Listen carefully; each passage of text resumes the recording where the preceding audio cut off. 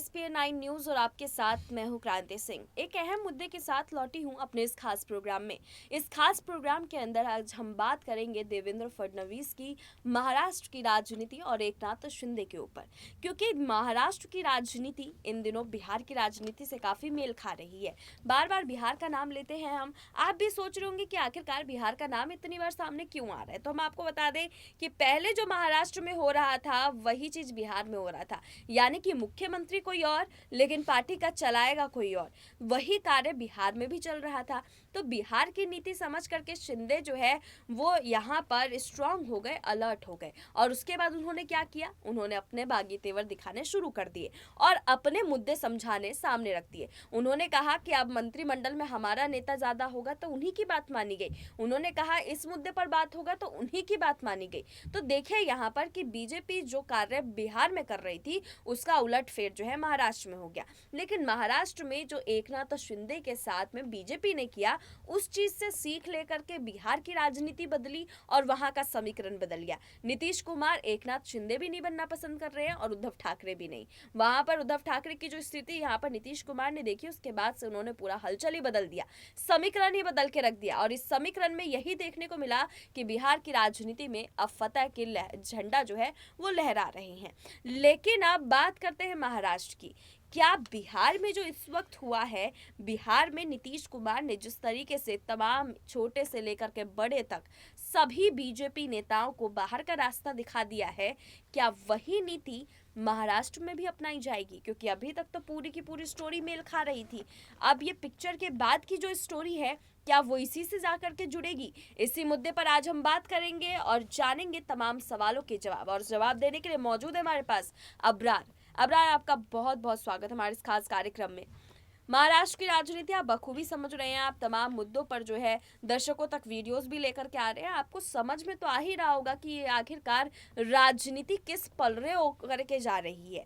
बिहार की राजनीति भी आपने देखी है। बिहार में जिस तरीके से छोटे से लेकर के बड़े तक सभी मंत्रिमंडल के नेताओं को बाहर कर दिया नीतीश कुमार ने, वही चीज अगर हम एकनाथ शिंदे के ऊपर अपना करके देखें तो क्या एकनाथ शिंदे के पास जैसे ही आने वाले समय में मौका है, क्योंकि बीजेपी से पंगा लेना बहुत मुश्किल है। बीजेपी से पंगा एकनाथ शिंदे भी ज्यादा दिन तक नहीं ले सकते और ज्यादा दिन तक बीजेपी भी एकनाथ शिंदे को नहीं झेलेगी। जिस तरह से वो सर पर सवार होकर के हर हुक्म दिए जा रहे हैं बीजेपी को, आने वाले दिनों में लगता नहीं है कि बीजेपी उनके हर हुक्म को मानेगी। तो क्या बीजेपी के जगने से पहले एकनाथ शिंदे जग जाएंगे और वही चीज दोहराएंगे जो नीतीश कुमार ने दोहराई थी?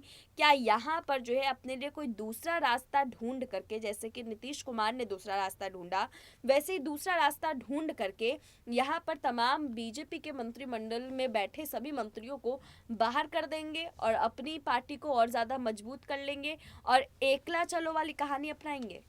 देखिए, जहाँ तक एकनाथ शिंदे की बात है तो अभी फ़िलहाल वो स्थिति में हैं कि सरकार में बने भी हुए हैं, साथ ही भारतीय जनता पार्टी की तरफ से उनको ज़्यादा तवज्जो भी दी जा रही है, उनकी सारी बातों को माना भी जा रहा है और कहीं ना कहीं भारतीय जनता पार्टी के उन सीनियर लीडरों की बात को दरकिनार किया जा रहा है। और इसको लेकर के कहीं ना कहीं भारतीय जनता पार्टी अपने ही पार्टी में अंदर खेमे नेताओं को नाराज़ कर रही है, क्योंकि एकनाथ शिंदे की जहाँ तक बात की जाए तो वो एक बागी लीडर है और बागी लीडर के तेवर क्या होते हैं राजनीति में, ये सब इस बात से भली भांति वाकिफ़ है। और एकनाथ शिंदे आने वाले दिनों में कैसे फैसले ले सकते हैं उसके भी संकेत जो है वो मिलने शुरू हो गए, क्योंकि एकनाथ शिंदे जिस तरीके से आक्रामक रवैया जो इख्तियार किए हुए हैं सरकार में शामिल होने के बाद से ही लगातार वो इस बात पर बजिद हैं कि सरकार में जो मंत्री पद हैं, बड़े बड़े जो मंत्रालय हैं, वो उन्हीं के गुट को जाने चाहिए।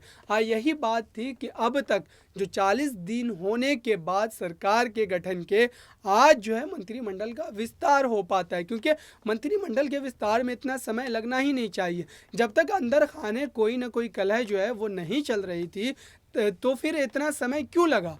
और अब एकनाथ शिंदे कहीं ना कहीं अपना दबाव जो है लगातार बढ़ाते जा रहे हैं भारतीय जनता पार्टी पर, लेकिन भारतीय जनता पार्टी भी कोई कच्चे खेल की खिलाड़ी नहीं है। वो लगातार उन तमाम रणनीतियों को जहन में रख करके ही फैसले ले रही है, क्योंकि 2024 में जो चुनाव आएंगे लोकसभा के, उसको लेकर के अभी से रणनीति जो वो तय करनी शुरू कर दी गई है बीजेपी के द्वारा, क्योंकि बीजेपी ये चाहती है कि उद्धव ठाकरे के खिलाफ कोई ऐसा नेता तैयार हो जो उद्धव ठाकरे की वोट बैंक में सेंधमारी कर सके, और वो नेता एकनाथ शिंदे से बेहतर कोई नहीं हो सकता। लेकिन एकनाथ शिंदे क्या उनके इस भरोसे पर कामयाब उतरेंगे, या फिर अपने फ़ायदे की गोली लेकर के वो एक साइड पकड़ लेंगे? क्योंकि जैसे ही उनके साथ किसी तरीके की अनबन होती है सरकार में रहते हुए, तो फिर उनको अपने फैसले सुनाने में कोई ज़्यादा देरी नहीं लगेगी। तो इस सरकार को लेकर के कोई ज़्यादा उम्मीदें जो है वो महाराष्ट्र की जनता को नहीं रखनी चाहिए, क्योंकि सरकार कब गिर जाएगी कोई भरोसा नहीं है। और इस तरीके के सरकारों का हश्र क्या होता है राजनीति में, ये भी सब लोग बखूबी जानते हैं। तो अबरार, ये मान लिया जाए कि आने वाले समय में जो है बाहर का रास्ता बीजेपी के नेताओं को दिखा सकते हैं शिंदे? बिल्कुल, जिस तरीके से लगातार वो अपने फैसले लेते हैं, अगर हालिया दिनों की बात की जाए तो देवेंद्र फडणवीस दिल्ली जाते हैं और वो अचानक से एक खबर जो है प्रकाशित कर देते हैं, अचानक से एक ट्वीट करके जानकारी देते हैं कि उनकी तबीयत जो है वो ख़राब है, और इस वजह से वो तमाम मीटिंगों से ख़ुद को अलग थलग कर लेते हैं। और उन्होंने इस बात की जानकारी तक नहीं दी कि दरअसल उन्हें हुआ क्या है। तो कहीं ना कहीं ये खुद को बीमार करने वाली बात थी, या सही मायनों में वो बीमार हुए थे, ये तो अंदर की बात है। लेकिन इससे पॉलिटिकल पंडितों ने जो कयास आराई की है उससे यही साबित होता है कि कहीं ना कहीं एकनाथ शिंदे जो है इस तरीके की बयानबाजी से बीजेपी पर भरोसा, बीजेपी पर जो है एक तरीके का दबाव बना रहे थे। क्योंकि उस समय देवेंद्र फडणवीस का जो दिल्ली दौरा हुआ था, तो वो उन नामों पर एक तरीके से चर्चा करने गए थे बीजेपी हाई कमान के पास कि इन नामों को मंत्रिमंडल में शामिल किया जाएगा। लेकिन उसके बाद भी एकनाथ शिंदे इस तरीके के बयान जो है देते हुए नजर आ रहे हैं। तो कहीं ना कहीं यह संकेत है कि उनका जो रवैया रहेगा वो लचकदार बिल्कुल भी नहीं रहने वाला है सरकार में रहते हुए। बिल्कुल, यहाँ पर उनका रवैया लचकदार रहेगा कि नहीं रहेगा, उस पर सवाल कई सारे हैं, लेकिन इन सवालों का जवाब अभी किसी के पास नहीं है। आप लोग को क्या लगता है इस पूरे प्रोग्राम को देखने के बाद, क्या यहाँ पर एकनाथ शिंदे की जो पीठ बैठी है, क्या वो पीठ अलग तरीके से काम कर रही है, और क्या बीजेपी का तोड़ यहाँ पर एकनाथ शिंदे ने अपने पास रख रखा है? और अगर ऐसा होता है तो सभी मंत्रियों के साथ देवेंद्र फडणवीस को भी बड़ा झटका लग सकता है, क्योंकि अगर बीजेपी को बाहर का रास्ता दिखाएंगे तो जाहिर सी बात है कि डिप्टी सीएम को क्यों नहीं दिखाएंगे। डिप्टी सीएम तो सबसे बड़े चेहरे हैं बीजेपी के, और बीजेपी को सबसे बड़ा झटका लग सकता है। देवेंद्र फडणवीस को लेकर के यहाँ पर एकनाथ शिंदे काफी संजीदा भी नजर आते हैं, और बीजेपी के तमाम नेताओं से भी वो अपनी दूरियां बराबर की बना के रखते हैं। बस पार्टी चलानी है तो इसीलिए गठजोड़ करके चल रहे हैं। बहरहाल अब देखना यही होगा कि महाराष्ट्र की सियासत में देवेंद्र फडणवीस सहित अन्य मंत्रियों को क्या एकनाथ शिंदे बाहर का रास्ता दिखाएंगे और अपने लिए कोई दूसरा ऑप्शन ढूंढेंगे, या फिर जिस तरीके से सरकार चल रही है 2.5 साल ऐसे ही चलेगी। आप हमें कमेंट करके जरूर बताइएगा। फिलहाल हमारे इस खास रिपोर्ट में बस इतना ही। देश दुनिया की तमाम बड़ी खबरों के लिए देखते रहिए SPN 9 न्यूज।